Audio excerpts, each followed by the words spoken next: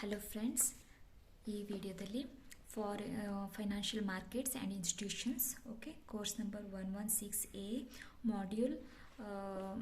ಮಾಡ್ಯೂಲ್ಗಿಂತ unit 7 start ಮಾಡ್ತಾ ಇದ್ದೀನಿ. Right, 1 to 6 already ನಾನು ಕಂಪ್ಲೀಟ್ ಮಾಡಿದ್ದೀನಿ ಲಾಸ್ಟ್ ವಿಡಿಯೋಸಲ್ಲಿ. Please go through it. ಅದಾದಮೇಲೆ ಇದಕ್ಕೆ ಬನ್ನಿ, ಯಾಕಂದರೆ ಇದು ಸ್ಟೆಪ್ ಬೈ ಸ್ಟೆಪ್ ಇರೋದ್ರಿಂದ it will be very helpful for you.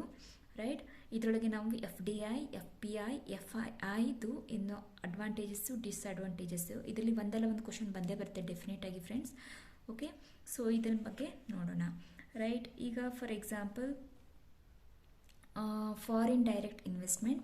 Foreign direct investment is an investment in a business by an investor from another country for which the foreign investor has control over the company purchased. Okay, ಇದರೊಳಗೆ ಏನಿರುತ್ತೆ, like FDI. ಈ FDI ಅಂತ ಇದಕ್ಕೆ foreign direct investment. Foreigner ಇರ್ತಾರೆ, ಅವರು ಇಂಡಿಯಾದಲ್ಲಿರುವಂಥ ಯಾವುದಾದ್ರೂ ಕಂಪ್ನಿಯಲ್ಲಿ invest ಮಾಡಿ they will have the control over it. Okay, FDIಲಿ ಫಾರಿನ್ ಡೈರೆಕ್ಟ್ ಇನ್ವೆಸ್ಟ್ಮೆಂಟ್. ಈ ಡೈರೆಕ್ಟ್ ಅನ್ನೋ ವರ್ಡನ್ನು ಕಾನ್ಸಂಟ್ರೇಟ್ ಮಾಡಿ. Okay, next portfolio. Foreign portfolio management ಅಂದರೆ ಇಲ್ಲಿ ಸೆಕ್ಯೂರಿಟೀಸ್ ಇರುತ್ತೆ. ಸೆಕ್ಯೂರಿಟೀಸಲ್ಲಿ ಇಂಡಿಯಾದಲ್ಲಿರೋ ಕಂಪ್ನೀಸ್ ಸೆಕ್ಯೂರಿಟೀಸಲ್ಲಿ ಈ ಫಾರಿನ್ ಇನ್ವೆಸ್ಟರ್ಸು ಇನ್ವೆಸ್ಟ್ ಮಾಡಿದಾಗ, ಇಂಡಿವಿಜುವಲ್ ಇನ್ವೆಸ್ಟರ್ಸ್, ಅದನ್ನು FPI ಅಂತ ಹೇಳ್ತೀವಿ. ಅದೇ ಫಾರಿನ್ ಇನ್ಸ್ಟಿಟ್ಯೂಷನ್ಸು ನಮ್ಮಲ್ಲಿರೋ ಸೆಕ್ಯೂರಿಟೀಸಲ್ಲಿ, ಇಂಡಿಯಾದಲ್ಲಿರೋ ಸೆಕ್ಯೂರಿಟೀಸ್ ಇನ್ವೆಸ್ಟ್ ಮಾಡಿದಾಗ ನಾವು ಫಾರಿನ್ ಇನ್ಸ್ಟಿಟ್ಯೂಷನಲ್ ಇನ್ವೆಸ್ಟರ್ಸ್ ಅಂತ ಹೇಳ್ತೀವಿ. They are registered under the SEBI. Okay, SEBI ಅಂಡರಲ್ಲಿ ರಿಜಿಸ್ಟರ್ ಆಗಿರ್ತಾರೆ. ಮತ್ತು ಅವರು ಏನು ಮಾಡಿರ್ತಾರೆ, they are like mutual fund ಇರ್ಬೋದು, ಇನ್ಶೂರೆನ್ಸ್ ಕಂಪನೀಸ್ ಇರ್ಬೋದು, ಪೆನ್ಷನ್ ಫಂಡ್ಸ್ ಇರ್ಬೋದು, ಓಕೆ, ಇನ್ವೆಸ್ಟ್ಮೆಂಟ್ ಟ್ರಸ್ಟ್ಗಳಿರ್ಬೋದು, ಇನ್ಶೂರೆನ್ಸ್ ಕಂಪನಿ ಇರ್ಬೋದು, ಇನ್ಶೂರೆನ್ಸ್ ಕಂಪನೀಸ್ ಕೂಡ ಆಗಿರ್ಬೋದು ಫಾರಿನ್ ಇನ್ಸ್ಟಿಟ್ಯೂಷನಲ್ ಇನ್ವೆಸ್ಟರ್ಸ್. ಓಕೆ, ಇದು ಶಾರ್ಟ್ ಟರ್ಮ್ಗೋಸ್ಕರ ಮಾಡ್ತಾ ಇರ್ತಾರೆ. ಫೈನಾನ್ಷಿಯಲ್ ಅಸೆಟ್ಸಲ್ಲಿ ಇನ್ವೆಸ್ಟ್ ಮಾಡ್ತಾ ಇರ್ತಾರೆ. Okay, increase the capital availability. Aim ಏನಾಗಿರುತ್ತೆ, ಕ್ಯಾಪಿಟಲ್ ಅವೈಲಬಿಲಿಟಿನ ಜಾಸ್ತಿ ಮಾಡೋದು ಇದರದ್ದು ಏಮ್ ಆಗಿರುತ್ತೆ. Okay, only capital inflows secondary ಮಾರ್ಕೆಟಲ್ಲಿ ವರ್ಕ್ ಆಗ್ತಿರುತ್ತೆ. ಸೊ ಇದನ್ನು ನೋಡೋಣ, ಡಿಫ್ರೆನ್ಸಸ್ ಏನು ಇದ್ದಾಗ ನೋಡೋಣ. Right, these are the definitions. First definitions ನೋಡ್ಕೊಳ್ಳಿ. FDI is the investment made by the foreign investor to obtain a substantial interest in the enterprise located in the different countries. Okay, FPI ಅಂದರೆ investment in the financial assets of a foreign country. Investment in the financial assets of a foreign country, may be stocks, bonds, debentures, ಏನು ಇರ್ಬೋದು, it's available on the exchange. FII ಅಂದರೆ foreign institutional investors. They are doing for short term for financial assets. Okay, to increase the capital availability. ಇವರನ್ನು define ಮಾಡಬೇಕಂತಂದರೆ they are the institutions established. FII ಇದು definition friends. ಇದು institutions established or incorporated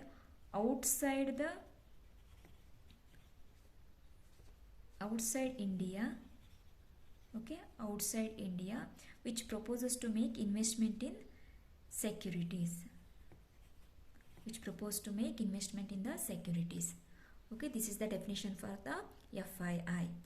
Next we will see what are the advantages of FDI. ಆಮೇಲೆ ನಾವು ಇದು differences ಬಂದರೆ ಈ unit complete ಆಗುತ್ತೆ. Okay, so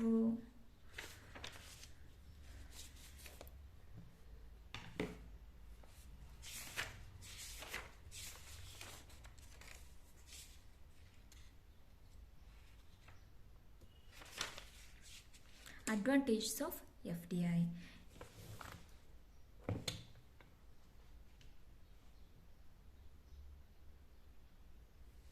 okay, advantage and disadvantage of FDI. FDIಲಿ ಏನೇನು ಬರುತ್ತೆ ಅಡ್ವಾಂಟೇಜಸ್ ಅಂತಂದರೆ, various advantages of foreign direct investment in mention ಬಿಡು. Economic development stimulation. ಓಕೆ, ಇಲ್ಲಿ ಕಂಡ್ಯೂಸಿವ್ ಎನ್ವೈರ್ಮೆಂಟನ್ನು ಕ್ರಿಯೇಟ್ ಮಾಡಿ ಅಲ್ಲಿ ಎಕನಾಮಿಕ್ ಡೆವಲಪ್ಮೆಂಟ್ ಮಾಡೋಕ್ಕೆ ಹೆಲ್ಪ್ ಮಾಡುತ್ತೆ. Then easy international trade. Commonly country has its own import tariff ಇರೋದ್ರಿಂದ ಇಂಟರ್ನ್ಯಾಷನಲ್ ಟ್ರೇಡಲ್ಲಿ ಹೆಲ್ಪ್ ಆಗುತ್ತೆ FDI. ಓಕೆ, ಡೈರೆಕ್ಟ್ ಇನ್ವೆಸ್ಟ್ಮೆಂಟಲ್ಲಿ ಏನಾಗುತ್ತೆ, ಅವ್ರದ್ದೇ ಆದ ಇಂಪೋರ್ಟ್ ತಾರೀಫ್ ಇರೋದ್ರಿಂದ ಹೆಲ್ಪ್ ಆಗುತ್ತೆ. Okay, there are industries that usually require the presence in the international markets. International ಮಾರ್ಕೆಟಲ್ಲಿ ಪ್ರೆಸೆನ್ಸ್ ಬೇಕಾಗಿರುತ್ತೆ, ಸೇಲ್ಸ್ ಆ್ಯಂಡ್ ಗೋಲ್ಸ್ ಇದು ಟಾರ್ಗೆಟನ್ನು ರೀಚ್ ಆಗೋಕ್ಕೋಸ್ಕರ. Then employment and economic boost. New companies ಬಂದಾಗ ಏನಾಗುತ್ತೆ, ನ್ಯೂ ಅಪಾರ್ಚುನಿಟೀಸ್ ಗ್ರೋ ಆಗುತ್ತೆ, right. New companies lead to new opportunities. Okay, so opportunity ಜಾಸ್ತಿ ಇದ್ದಾಗ ಇನ್ಕಮ್ ಜಾಸ್ತಿ ಆಗುತ್ತೆ. ದೆನ್ ಇನ್ಕಮ್ ಜಾಸ್ತಿ ಆದರೆ purchasing power or buying power ಜಾಸ್ತಿ ಆಗುತ್ತೆ. So it will help the economic boost ಅಲ್ವಾ. So employment and economic boost. Development of human capital resources. ಹ್ಯೂಮನನ್ನು ನಾವು ರಿಸೋರ್ಸ್ ಅಂತ ಕನ್ಸಿಡರ್ ಮಾಡ್ತೀವಿ ಎಕನಾಮಿಕ್ಸಲ್ಲಿ. Okay, it's a development of human capital resources. One big advantage brought about the FDI is the development of human capital resources, which is also often understood as it is not immediately apparent. Human capital is the competence and knowledge of those able to perform labor. Now to workforce. ನಾವು ಅದನ್ನ ಏನಂತೀವಿ, ವರ್ಕ್ಫೋರ್ಸ್ ಅಂತ ಹೇಳ್ತೀವಿ. So by training and sharing experience would increase the education and overall human capital of the country. Training ಮಾಡಬೇಕು ಅವರಿಗೆ, sharing the experience would increase the education. ಆವಾಗ ಅದು human capital resource ಆಗಿ ಕನ್ವರ್ಟ್ ಆಗುತ್ತೆ. It's resource is not a tangible asset that is owned by companies, but instead something it is loan. ಅಂದರೆ ಇದು tangible, it's a intangible, right. ನಾನು ಇನ್ನು service ಮ್ಯಾನೇಜ್ಮೆಂಟಲ್ಲಿ ನೋಡಿದ್ವಿ ಇದನ್ನು. ಇಂಟ್ಯಾಂಜಿಬಲ್ ಅಸೆಟ್ ಆಗಿ ಕ್ರಿಯೇಟ್ ಆಗುತ್ತೆ. A country with FDI can benefit greatly by developing its human resource while maintaining ಓನರ್ಶಿಪ್ಪನ್ನು maintain ಮಾಡಿಕೊಂಡು ಇದೇನು ಮಾಡ್ಬೋದು, ತನ್ನ ಕ್ಯಾಪಿಟಲ್ ರಿಸೋರ್ಸನ್ನು, ಹ್ಯೂಮನ್ ಕ್ಯಾಪಿಟಲ್ ರಿಸೋರ್ಸನ್ನು ಇಂಪ್ರೂವ್ ಮಾಡ್ಕೋಬೋದು. So development of human capital resources by training and sharing the experiences. ಅದರಿಂದ education ಕೊಟ್ಟು ಅದನ್ನು ವರ್ಕ್ ಫೋರ್ಸ್ ಆಗಿ ಕನ್ವರ್ಟ್ ಮಾಡ್ಬೋದು. ಓಕೆ, ನೆಕ್ಸ್ಟ್ ಟ್ಯಾಕ್ಸ್ ಇನ್ಸೆಂಟಿವ್ಸ್ ಎಲ್ಲ ಮತ್ತೆ ಟ್ಯಾಕ್ಸ್ ಇನ್ಸೆಂಟಿವ್ಸ್ ಇದು ಫಾರಿನ್ ಡೈರೆಕ್ಟ್ ಇನ್ವೆಸ್ಟ್ಮೆಂಟ್ ಮಾಡಿದಾಗ ಎಡಿಷ್ನಲ್ ಎಕ್ಸ್ಪರ್ಟೈಸ್ ಸಿಗುತ್ತೆ, ಟೆಕ್ನಾಲಜಿ ಸಿಗುತ್ತೆ ಮತ್ತು ಪ್ರಾಡಕ್ಟ್ಸು ಸಿಗುತ್ತೆ. As the foreign investor, you can receive tax incentives that will be highly useful in your selected field of business. Foreign direct investor ಗೆ tax incentive ಕೂಡ ಸಿಗ್ತಾ ಇರುತ್ತೆ. Then resource transfer ಹೇಗಾಗುತ್ತೆ, new technologies ಮತ್ತು skills FDI ಅಲ್ಲಿರುವಂಥವರು ನಮ್ಮಲ್ಲಿ ಕಂಪ್ನಿಗಳನ್ನ open ಮಾಡಿದಾಗ ತಮ್ಮದೇ ಆದ ಟೆಕ್ನಾಲಜೀಸ್ ಮತ್ತು ಸ್ಕಿಲ್ಸನ್ನು ತೊಗೊಂಡು ಬಂದು ಇಲ್ಲಿ ಅಪ್ಲೈ ಮಾಡ್ತಿರ್ತಾರೆ. Reduced disparity between the revenue and cost. Okay, foreign direct investment ಎಲ್ಲ ಆಗಿಬಿಡುತ್ತೆ, ರೆವಿನ್ಯೂ ಇನ್ಕಮ್ ಏನಿರುತ್ತೆ ಅದು ಮತ್ತು ಕಾಸ್ಟ್ ನಡುವೆ ತುಂಬ ಡಿಫ್ರೆನ್ಸ್ ಇರುತ್ತೆ ಕೆಲವೊಂದು ಕಂಪ್ನೀಸಲ್ಲಿ. ಸೊ ಇಲ್ಲಿ ಅದು ಕಡಿಮೆ ಮಾಡುತ್ತೆ. ಹೇಗೆ, ಪ್ರೊಡಕ್ಷನ್ ಕಾಸ್ಟ್ ಕಡಿಮೆ ಆಗುತ್ತೆ, because we are using new technologies, human capital, skills, training ಎಲ್ಲ ಯೂಸ್ ಮಾಡಿ ಪ್ರೊಡಕ್ಷನ್ ಕಾಸ್ಟನ್ನು ಕಡಿಮೆ ಮಾಡಿರ್ತೀವಿ. Then increased productivity. Okay, then increment income ಆಗಲೇ ಹೇಳಿದ್ವಿ, ಲೈಕ್ ಜಾಬ್ ಕ್ರಿಯೇಟ್ ಆಗುತ್ತೆ, ಕಂಪ್ನಿಗಳು ಓಪನ್ ಆಗುತ್ತೆ, ಎಂಪ್ಲಾಯ್ಮೆಂಟ್ ಕ್ರಿಯೇಟ್ ಆಗುತ್ತೆ, higher wages, higher income, that will lead to national income and economic growth. Okay, these are the 9 advantages of the FDI. Economic development stimulation. Okay, crucial environment sigate, economic and development stimulation, easy international trade, employment and economic boost, development of human capital resources, tax incentives, resource transfer, reduced disparity between revenue and cost, increased productivity, increment in the income. Then what are the differences? Okay, differences ಅಥವಾ disadvantages of foreign direct investment ನೋಡಿ ಆಮೇಲೆ ಡಿಫ್ರೆನ್ಸಸ್ಗೆ ಹೋಗೋಣ. Disadvantage of foreign direct ಇನ್ವೆಸ್ಟ್ಮೆಂಟಲ್ಲಿ hindrance to domestic investment, risk from political changes. Okay, domestic ಇನ್ವೆಸ್ಟ್ಮೆಂಟ್ಗೆ ಇದು ಅಡ್ಡವಾಗಿರುತ್ತೆ, ಯಾಕಂದರೆ ಹೋಮ್ ಕಂಟ್ರಿಯಲ್ಲಿ ಆ ಒಂದು ಪ್ರಾಡಕ್ಟ್ಗೆ, ಆ ಒಂದು ಸರ್ವಿಸ್ಗೆ ಹೋಮ್ ಕಂಟ್ರಿಯಿಂದನೇ ಮಾಡಿದಂಥ ಇನ್ವೆಸ್ಟರ್ಸ್ಗೆ ಅದು ಪ್ರಾಬ್ಲಮ್ ಆಗುತ್ತೆ.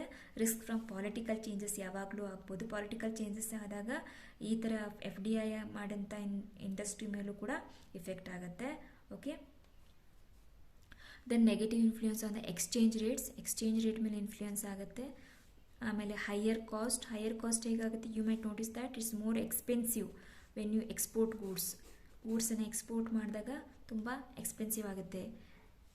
ಸಫಿಷಿಯೆಂಟ್ ಮನಿಯನ್ನು ಇಟ್ಕೊಂಡಿರಬೇಕಾಗತ್ತೆ. Economic non viability, capital intensive ಆಗಿರುತ್ತೆ. ಓಕೆ, ತುಂಬ ಇನ್ವೆಸ್ಟ್ಮೆಂಟ್ ರಿಕ್ವೈರ್ ಆಗಿರೋದ್ರಿಂದ ಇದನ್ನು ಎಕನಾಮಿಕಲಿ ನಾನ್ ವಯಬಲ್ ಅಂತಲೂ ಹೇಳ್ಬೋದು. ಎಕ್ಸ್ಪ್ರಾಪ್ರಿಯೇಷನ್ ಅಂದರೆ ಒಂದು ವೇಳೆ ಗೌರ್ಮೆಂಟ್ ನಾವು ಒಂದು ವೇಳೆ ಅಲ್ಲಿ ಸಾಲಗಳನ್ನು ಜಾಸ್ತಿ ಮಾಡಿದಾಗ ಗೌರ್ಮೆಂಟು ಆ ಪ್ರಾಪರ್ಟಿ ಮತ್ತು ಅಸೆಟ್ಸನ್ನು ತನ್ನ ಕಂಟ್ರೋಲಲ್ಲಿ ಇಟ್ಕೊಳ್ಳುವಂಥ ಚಾನ್ಸಸ್ ಇರುತ್ತೆ. ಎಕ್ಸ್ಪ್ರಾಪ್ರಿಯೇಷನ್ ಅಂತ ಹೇಳ್ತಾರೆ ಅದಕ್ಕೆ. Then negative impact on the country's investment, ಕಂಟ್ರಿದ ಇನ್ವೆಸ್ಟ್ಮೆಂಟ್ ಮೇಲೆ ನೆಗೆಟಿವ್ ಇಂಪ್ಯಾಕ್ಟ್ ಆಗ್ಬೋದು. ಹೇಗೆ? Investment may be banned in some foreign markets which means that is impossible to pursue an inviting opportunity. ಕೆಲವೊಂದು ಕಡೆ ಆ ಇನ್ವೆಸ್ಟ್ಮೆಂಟ್ ನಾವು ಏನು ಮಾಡಿರ್ತೀವಿ ಅದನ್ನು ಸಡನ್ನಾಗಿ ಅವರು ಬ್ಯಾನ್ ಮಾಡ್ಬೋದು. ಅವಾಗ ಏನಾಗುತ್ತೆ? Negative impact on the country's investment. Modern day economic colonialism which exposes host countries and leave them vulnerable to foreign companies exploitation. ಏನಾಗಿರುತ್ತೆ? ನಮ್ಮಲ್ಲಿರುವಂಥ ಕಂಪ್ನೀಸ್ಗಳಿಗೆ ತುಂಬ ಕಾಂಪೀಟ್ ಮಾಡೋಕ್ಕಾಗ್ತಾರಲ್ಲ ಟೆಕ್ನಾಲಜಿಗೆ ಸ್ಕಿಲ್ ವೈಸು. ಅವಾಗ ಏನಾಗುತ್ತೆ? ಎಕನಾಮಿಕ್ ಕೊಲೋನಿಯಾಲಿಸಮ್ ಅಂತಂದರೆ ಹೋಸ್ಟ್ ಕಂಟ್ರೀಸ್ ಏನಾಗುತ್ತೆ? ಎಕ್ಸ್ಪೋಸ್ ಆಗ್ತವೆ, ಫಾರಿನ್ ಕಂಪ್ನೀಸ್ ಅದನ್ನು exploit ಮಾಡ್ಕೊಳಕ್ಕೆ ಶುರು ಮಾಡ್ತವೆ ಅಂತ, ಮರ್ಜಿಂಗ್ ಮಾಡ್ಕೊಳ್ಳೋಕ್ಕೆ, ಅಕ್ವಿಸಿಷನ್ ಮಾಡ್ಕೊಳ್ಳೋಕ್ಕೆ ಟ್ರೈ ಮಾಡ್ತೇವೆ. ಎಕ್ಸ್ಟ್ರೀಮ್ಲಿ ಫೈನಾನ್ಷಿಯಲಿ ರಿವಾರ್ಡಿಂಗ್ ಆಗಿರುತ್ತೆ ಬಟ್ ಕರೆಕ್ಟಾಗಿ ತೊಗೊಂಡಾಗ, ರೈಟ್? ಸೊ ಇದೇನು ಬಂತು? Disadvantages of the foreign direct investment. ಇದು ಇಂಪಾರ್ಟೆಂಟ್ ಆಗುತ್ತೆ. ಅಡ್ವಾಂಟೇಜ್ಗಿಂತ ಡಿಸ್ಅಡ್ವಾಂಟೇಜ್ ಕೇಳೋ ಚಾನ್ಸಸ್ ಇರುತ್ತೆ. Hindrance to domestic investment, okay, ಇದೆಲ್ಲರಿಗೂ ಗೊತ್ತು. Risk from political changes, okay, Modi ಏನೋ ಚೇಂಜಸ್ ತೊಗೊಬಂದರು ಆ ಪ್ರಾಡಕ್ಟ್ ಮೇಲೆ, ಆ ಸರ್ವಿಸ್ ಮೇಲೆ ಅಂತಂದರೆ then changes. Negative influence of the exchange rates, higher cost, economic non viability, expropriation. ಈಗ ನೀರವ್ ಮೋದಿದೆಲ್ಲ ಏನಾದ್ರು ಪ್ರಾಪರ್ಟೀಸ್ ಇದ್ದರೆ ಅದನ್ನು ನಾವು ಕಂಟ್ರೋಲಿಗೆ ತೊಗೊಂಡು ಆ ಇರೋ ಲೋನನ್ನು ಕ್ಲಿಯರ್ ಮಾಡ್ಬೋದು, ರೈಟ್? ಅದನ್ನು ಎಕ್ಸ್ಪ್ರೋಪ್ರಿಯೇಷನ್ ಅಂತೀವಿ. Negative impact on the country's investment. ಆ ಪ್ರಾಡಕ್ಟೇ ಬ್ಯಾನ್ ಆದರೆ, ಫಾರ್ ಎಕ್ಸಾಂಪಲ್ ಈಗ ಸಿಗಾರೆಲ್ಲ ಬ್ಯಾನ್ ಆದರೆ, ಫಾರ್ ಎಕ್ಸಾಂಪಲ್ FDI ಏನೋ ಒಂದು ಇನ್ವೆಸ್ಟ್ ಮಾಡಿ ಸಿಗಾರ್ ಕಂಪ್ನಿ ಇಂಡಿಯಾದಲ್ಲಿ ಮಾಡಿತ್ತು, ಇಂಡಿಯಾದಲ್ಲಿರುವಂಥ ನಮ್ಮ BJP ಗೌರ್ಮೆಂಟ್ ಇನ್ ಕೇಸ್ ಟೊಬ್ಯಾಕೋನ ಬ್ಯಾನ್ ಮಾಡ್ತು ಅಂದರೆ ಆ investment going to be negative impact on the country's investment. Then modern day economic colonialism, ಕೆಲವೊಂದು FDIಗಳು ಬಂದು ಇಂಡಿಯಾದಲ್ಲಿರುವಂಥ ಡೊಮೆಸ್ಟಿಕ್ ಕಂಪ್ನಿ ಮೇಲೆ ಅಕ್ವಿಸಿಷನ್ ಮಾಡೋಕ್ಕೆ ಟ್ರೈ ಮಾಡ್ತಿರ್ತವೆ. So these are all the modern day economic colonialism ಅಂತ ಹೇಳ್ತೀವಿ. Disadvantages for the FDI. Okay, so friends ಈಗ ಡಿಫ್ರೆನ್ಸಸ್ ನೋಡೋಣ, ರೈಟ್? ಏನೇನು ಡಿಫ್ರೆನ್ಸಸ್ ಇದೆ ಎರಡು ಇದರ ನಡುವೆ ಅಂತ.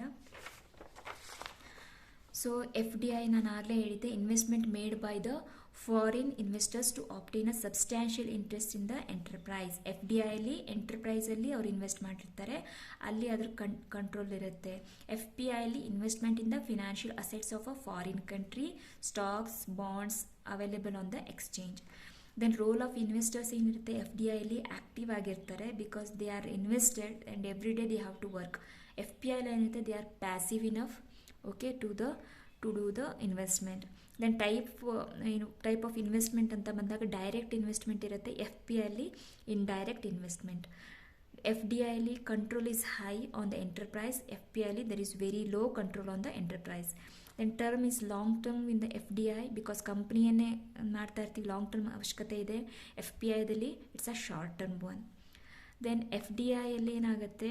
The management of projects is efficient management of projects ಆಗ್ತಾ ಇರುತ್ತೆ.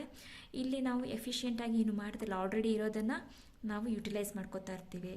So FDI investment has done on physical assets of the foreign ಕಂಪ್ನಿಯಲ್ಲಿ ಮಾಡ್ತಿರ್ತಾರೆ. FPIಲಿ financial assets of the foreign company. Then FDI entry exit will be difficult because already we have started the company. Whole company-ಯನ್ನು dilute ಮಾಡೋದು ಕಷ್ಟ ಆಗುತ್ತೆ. FPIಲಿ it's a relatively easy task. Then FDI lead to the transfer of funds and technology, skills, knowledge. Okay, foreign portfolio FPIದಲ್ಲಿ ಏನಾಗುತ್ತೆ? Capital inflows to the ಕ್ಯಾಪಿಟಲ್ನ ಹಾಕ್ತೀವಿ ಇಲ್ಲಿ foreign portfolio investment. Risks involved stable in the FDI, volatile in the FPI. Okay, so these are the difference between the foreign direct investment and foreign portfolio investment.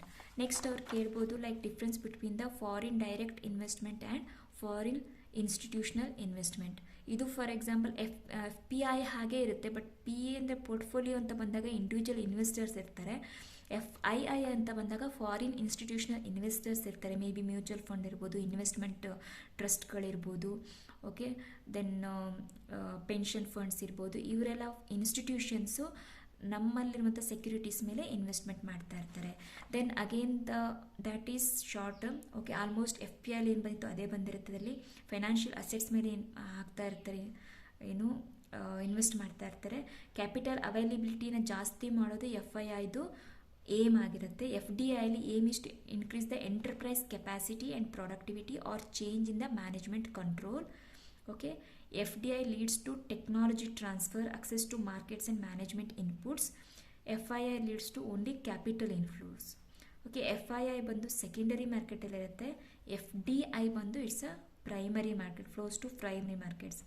Entry exit difficult ಇರುತ್ತೆ, FII ಅಲ್ಲಿ relatively ಈಸಿಯಾಗಿರುತ್ತೆ. Okay, eligible for profit of the ಕಂಪ್ನಿಯಲ್ಲಿ profit ಬಂದರೆ FDI ತೊಗೋಬೋದು. FII ಏನಿರುತ್ತೆ they are eligible for the capital gain ಅಷ್ಟೇ. Then doesn't tend to speculative ಏನು ಮಾಡಬೇಕಾದಂಥದ್ದಿಲ್ಲ FDIಲಿ, FIIಲಿ ಸ್ಪೆಕ್ಯುಲೇಟಿವ್ ಆಗಿರುತ್ತೆ. FDI direct impact on the labour employment and wages, ಅಲ್ಲಿ ಡೈರೆಕ್ಟ್ ಇಂಪ್ಯಾಕ್ಟ್ ಆಗುತ್ತೆ FDI. FIIಲಿ ದರ್ ಇಸ್ ನೋ ಇಂಪ್ಯಾಕ್ಟ್. FDIಲಿ abiding interest in the management. Okay, ಮ್ಯಾನೇಜ್ಮೆಂಟಲ್ಲಿ ಇಂಟ್ರೆಸ್ಟ್ ತೋರಿಸ್ತಾ ಇರ್ತಾರೆ FDIಲಿ. FIIಲಿ ಫ್ಲೀಟಿಂಗ್ ಇಂಟ್ರೆಸ್ಟ್ ಅಂದರೆ ಏನು? ಅಬೈಡಿಂಗ್ ಇಂಟ್ರೆಸ್ಟ್, ಫ್ಲೀಟಿಂಗ್ ಇಂಟ್ರೆಸ್ಟ್ ಅಂದರೆ ಏನು friends?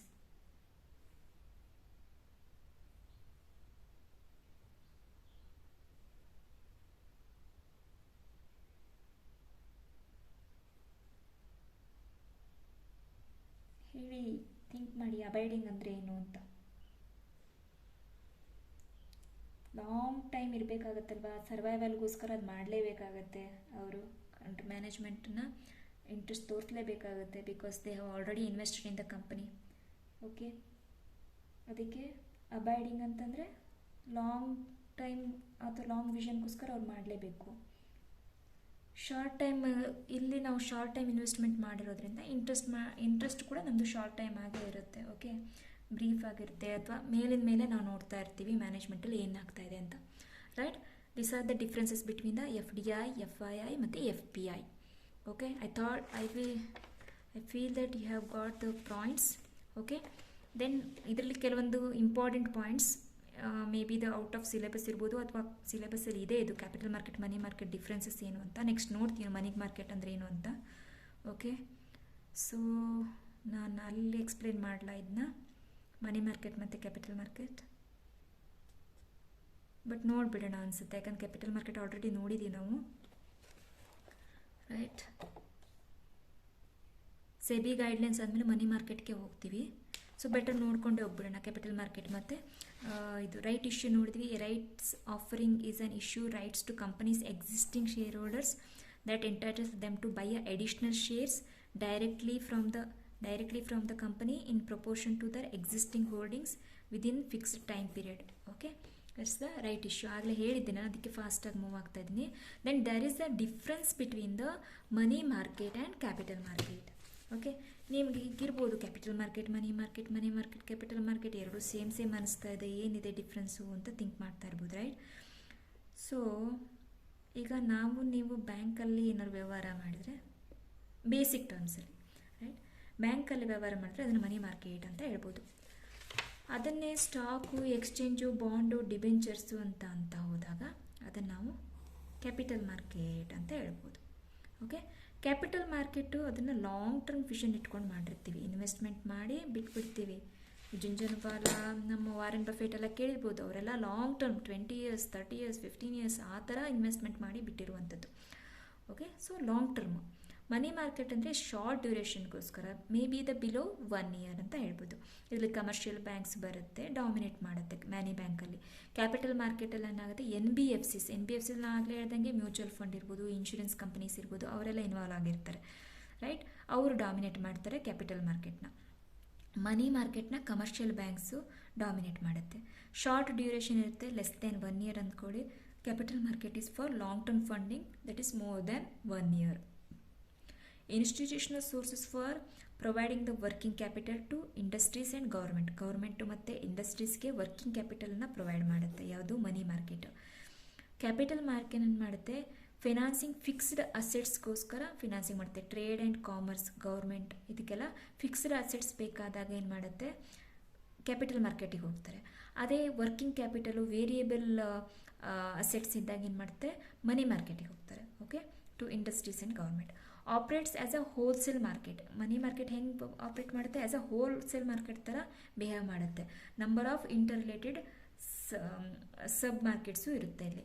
Okay, markets such as call market ಇರ್ಬೋದು, ಬಿಲ್ ಮಾರ್ಕೆಟ್ ಇರ್ಬೋದು, ಟ್ರೆಷರಿ ಬಿಲ್ ಮಾರ್ಕೆಟ್ ಇರ್ಬೋದು. ಟ್ರೆಷರಿ ಬಿಲ್ ಮಾರ್ಕೆಟ್ ಅಂದರೆ ಗೌರ್ಮೆಂಟ್ ಮಾಡಿರುವಂಥ ಒಂದು securities. Okay, then commercial paper certification of deposit market, ಇದರೊಳಗೆ ಬಿಲ್ ಟ್ರೆಷರಿ ಬಿಲ್ ಕೇಳ್ತಾರೆ ಇಂಡಿವಿಜುವಲ್ ಆಗಿ. ಕಾಲ್ ಮಾರ್ಕೆಟು ಕೇಳ್ಬೋದು. ಕಾಲ್ ಮಾರ್ಕೆಟಲ್ಲಿ ನಿಮಗೆ ಕಾಲ್ ಆ್ಯಂಡ್ ಏನಂತಾರೆ ಅದಕ್ಕೆ ನೋಟಿಸ್ ಮಾರ್ಕೆಟ್ ಅಂತ ಕೂಡ ಹೇಳ್ತಾರೆ. ಕಾಲ್ ಆ್ಯಂಡ್ ನೋಟಿಸ್ ಮಾರ್ಕೆಟ್ ಅಂತಾರೆ ಬ್ಯಾಂಕ್ಗಳು 1 ಡೇಗೋಸ್ಕರ ಇಮ್ಮಿಡಿಯೇಟಾಗಿ ಕ್ಯಾಶನ್ನು ಕೇಳಿದಾಗ ಅದನ್ನು ಕಾಲ್ ಮಾರ್ಕೆಟ್ ಅಂತ ಹೇಳ್ತೀವಿ. 1 ವೀಕಷ್ಟು ನೋಟಿಸ್ ಕೊಟ್ಟು ಕ್ಯಾಶನ್ನು ತೊಗೊಂಡಾಗ ಅದನ್ನು ನೋಟಿಸ್ ಮಾರ್ಕೆಟ್ ಅಂತ ಹೇಳ್ತೀವಿ. ಕಾಲ್ ಆ್ಯಂಡ್ ನೋಟಿಸ್ ಮಾರ್ಕೆಟ್ ಅಂತಲೂ ಹೇಳ್ತೀವಿ. ಓಕೆ, ಸೊ ಕ್ಯಾಪಿಟಲ್ ಮಾರ್ಕೆಟಲ್ಲಿ ಏನಿರುತ್ತೆ, ಶೇರ್ಸು, ಡಿಬೆಂಚರ್ಸು, ಬಾಂಡ್ಸು. ಮನಿ ಮಾರ್ಕೆಟಲ್ಲಿ call market, bill market, treasury bill market, commercial paper market, certificate of deposit market, ಇವೆಲ್ಲ ಬರುತ್ತೆ ಮನಿ ಮಾರ್ಕೆಟಲ್ಲಿ. Okay, then large volume, large amount, minimum 25 ಲ್ಯಾಕಿಂದ ಶುರು ಆಗುತ್ತೆ. Large volume, large amount minimum 25 ಲ್ಯಾಕಿಂದ ಶುರುವಾಗುತ್ತೆ. Capital market ಏನಾಗುತ್ತೆ, ಫೇಸ್ ವ್ಯಾಲ್ಯೂ 10 ರೂಪೀಸಿಂದ ಶುರು ಆಗ್ಬೋದು, ಡಿಬೆಂಚರ್ಸು 100 ರೂಪೀಸಿಂದ ಶುರುವಾಗ್ಬೋದು. Then money market, commercial and central banks ಇದರಲ್ಲಿ ಇಂಪಾರ್ಟೆಂಟ್ ಆಗ್ತಾರೆ. ಕ್ಯಾಪಿಟಲ್ ಮಾರ್ಕೆಟಲ್ಲಿ ಡೆವಲಪ್ಮೆಂಟಲ್ ಬ್ಯಾಂಕ್ಸ್ ಮತ್ತು ಇನ್ಶೂರೆನ್ಸ್ ಕಂಪನೀಸು ಇಂಪಾರ್ಟೆಂಟ್ ಆಗುತ್ತೆ. ಮನಿ ಮಾರ್ಕೆಟು ಓವರ್ ದ ಫೋನ್ ಆಗುತ್ತೆ. ಓಕೆ, ಪ್ಲೇಸ್ ಏನಿದು ಓವರ್ ದ ಫೋನೇ ಇದ್ರ ಪ್ಲೇಸ್ ಆಗಿರುತ್ತೆ. ಕ್ಯಾಪಿಟಲ್ ಮಾರ್ಕೆಟಲ್ಲಿ ಇದು ಓವರ್ ದ ಇಂಟರ್ನೆಟ್ ಇರ್ಬೋದು, ಅಥವಾ ಇದು ಕೂಡ ಟೆಲಿಫೋನ್ ಮೂಲಕನೂ ಮಾಡ್ತಾರೆ. ಬಟ್ ಎಕ್ಸ್ಚೇಂಜ್ ಇರುತ್ತೆ ಇಲ್ಲಿ. Okay, exchange, national stock exchange, NSE, BSE, okay, Delhi stock exchange, ಅವೆಲ್ಲ ಇರುತ್ತೆ. Next risk, low credit, market risk. Okay, low credit ಇರುತ್ತೆ, ಮಾರ್ಕೆಟ್ ರಿಸ್ಕು ಕೂಡ ಕಡಿಮೆ ಇರುತ್ತೆ. ಬಟ್ ಕ್ಯಾಪಿಟಲ್ ಮಾರ್ಕೆಟಲ್ಲಿ ಹೈ ಕ್ರೆಡಿಟ್ ಇರುತ್ತೆ, ಹೈ ರಿಸ್ಕ್ ಇರುತ್ತೆ. Liquidity, high liquidity in money market. Capital market compare to money market, low liquidity. Okay, money ಮಾರ್ಕೆಟಲ್ಲಿ ಯಾವುದೇ price discovery ಆಗಲ್ಲ, ಕ್ಯಾಪಿಟಲ್ ಮಾರ್ಕೆಟಲ್ಲಿ ಪ್ರೈಸ್ ಡಿಸ್ಕವರಿ ಆಗುತ್ತೆ. ಕ್ಯಾಪಿಟಲ್ ಮಾರ್ಕೆಟು RBI ಮತ್ತು SEBI ಎರಡರ ರೂಲ್ಸನ್ನು ಫಾಲೋ ಮಾಡಬೇಕಾಗತ್ತೆ. ಮನಿ ಮಾರ್ಕೆಟಲ್ಲಿ only RBI regulations are followed. So this are the difference between the capital market and money market and capital market. Okay, so I think ಇಲ್ಲಿ repetition ಬೇಡ ಅಂದ್ಕೋತೀನಿ. Next will move to the next topic. SEBI guidelines ಇರುತ್ತೆ. Okay, ನಾನೇನು ಅಂದ್ಕೊಂಡಿದ್ದೀನಿ, SEBI ಗೈಡ್ಲೈನ್ಸಲ್ಲಿ ಎಲ್ಲ SEBI guidelines ಓದಿದ್ರೆ ನಿಮಗೆ almost ಎಷ್ಟು ಪೇಜ್ ಇದೆ, ಅರೌಂಡ್ 20 ಪೇಜಸ್ ಓದಿದ್ರೆ ಒಂದು ಯಾವ್ದಾದ್ರು ಕ್ವಶನ್ ಬರ್ಬೋದು SEBI ಗೈಡ್ಲೈನ್ಸ್ ಮೇಲೆ. ಓಕೆ, ಯಾವುದಾದ್ರೂ ಕೇಳ್ಬೋದು, primary market, secondary market, right issue. Okay, ಯಾವುದಾದ್ರೂ ಒಂದು SEBI ಗೈಡ್ಲೈನ್ಸ್ ಕೇಳ್ಬೋದು. ಬಟ್ ನಾನು ಇದನ್ನು ಲಾಸ್ಟಿಗೆ ಇಟ್ಕೋಬೇಕಂತ ಅಂದ್ಕೊಂಡಿದ್ದೀನಿ. ಇನ್ ಕೇಸ್ ನನಗೆಲ್ಲ ಫಿನಿಶ್ ಆದರೆ ನಾನು ಇದನ್ನು ಮಾಡ್ತೀನಿ. Okay, unit 8 is going to be pending. ಆಮೇಲೆ ನೆಕ್ಸ್ಟ್ ನಾನು ಯೂನಿಟ್ 9ಗೆ ಮೂವ್ ಆಗ್ತೀನಿ. ಓಕೆ, ಮನಿ ಮಾರ್ಕೆಟ್ ಬಗ್ಗೆ ಹೇಳೋಣ. ಮನಿ ಮಾರ್ಕೆಟ್ ಆಲ್ರೆಡಿ ಡಿಫ್ರೆನ್ಸ್ ಹೇಳಿದ್ದೀನಿ. ಸೊ ಮನಿ ಮಾರ್ಕೆಟ್ ಅಂದರೆ ಸಿಂಪಲ್ ಕವರ್ ಮಾಡ್ಕೊಂಡೆ. ಇನ್ ಕೇಸ್ ಟೈಮ್ ಉಳಿದ್ರೆ SEBI ಗೈಡ್ಲೈನ್ಸನ್ನು ಫಾಲೋ ಮಾಡೋಣ, ಯಾಕಂದರೆ ಅಲ್ಲಿ ಸ್ವಲ್ಪ ಟೆಕ್ನಿಕಲ್ ವರ್ಡ್ಸ್ ಯೂಸ್ ಆಗುತ್ತೆ. ಸೊ ಎಕ್ಸಾಮ್ ಪರ್ಪಸ್ಗೋಸ್ಕರ ಉಳಿದಿದ್ದೆಲ್ಲ ಮಾಡೋಣ. ಇನ್ ಕೇಸ್ ನಮಗೆ ಆಪ್ಷನ್ SEBI ಗೈಡ್ಲೈನ್ಸ್ ಬಿಟ್ಟು ಉಳಿದಿದ್ದಿತ್ತು ಅಂದರೆ ನಾವು ಕವರ್ ಮಾಡೋದಕ್ಕೆ ಈಸಿ ಆಗುತ್ತೆ. ರೈಟ್.